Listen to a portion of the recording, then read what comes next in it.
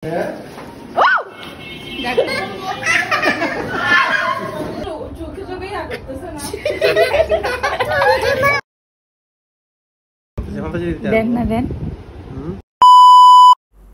আলাইকুম এভরিওয়ান, আশা করি সবাই ভালো আছেন। আমি অনেক ভালো আছি।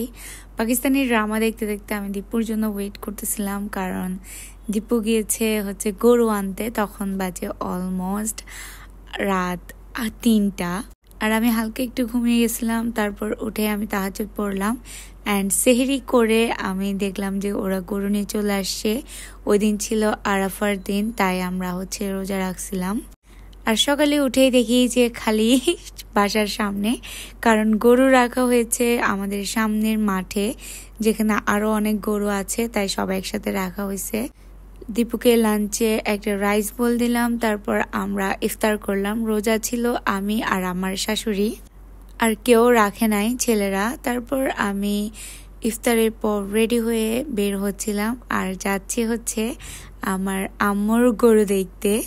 সো আমি আর দীপু যাচ্ছি, আমরা বের হয়ে গেছি। অ্যান্ড গিয়ে আমি একটা পাশের শপিং মলে একটা ওড়নার দোকানে গিয়েছিলাম, আমার একটা ওড়না দরকার ছিল।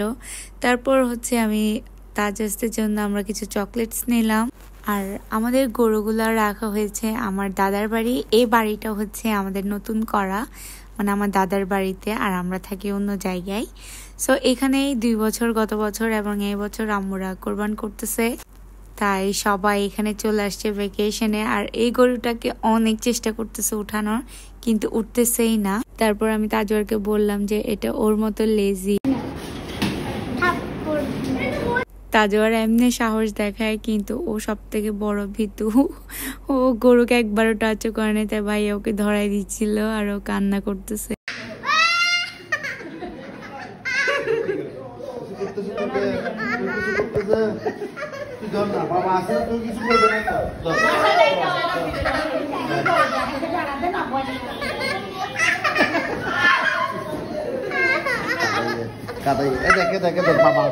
কিন্তু মাশাআল্লাহ আমাদের তাজবিপুরি অনেক সাহসী, ও ধরে, ও অত ভয় পায় না।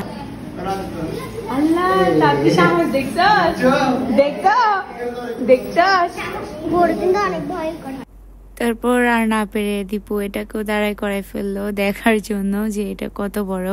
তারপর নিচে গরু দেখে এসে আমরা উপরে এসে বসলাম রেস্ট করতে। কিন্তু দীপু একটু বাইরে যাওয়ার পর এদের অবস্থা দেখুন। অদিতি মোবাইল নিয়ে নিছে দেখে তাজওয়ার আর ওর মধ্যে ঝগড়া লেগে গেছে।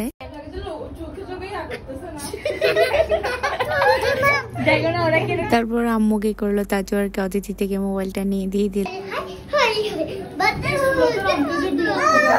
তারপর ও মোবাইল নিয়ে এই গেমটা ডাউনলোড করলো, আর আমরা এটা নিয়ে খেলতেছিলাম অনেক।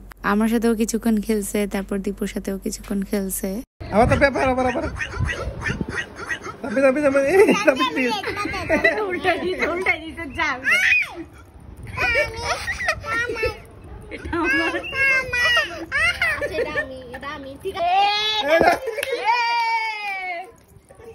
তারপর পড়াপড়া আসার সাথে সাথে কারেন্ট চলে গেল, এন্ড টিটু ভাইয়া আর ফরহাদ ভাইয়াও আসে।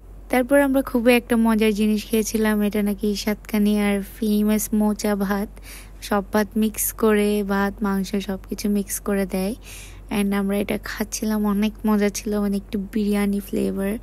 আমার কাছে অনেক ভালো লাগছে এরকম মিক্স। এন্ড আমরা সেকেন্ড টাইম ওইটা খাইছি, সাথে কাঁঠালও খেয়েছিলাম আর নাগেটসও খেয়েছিলাম।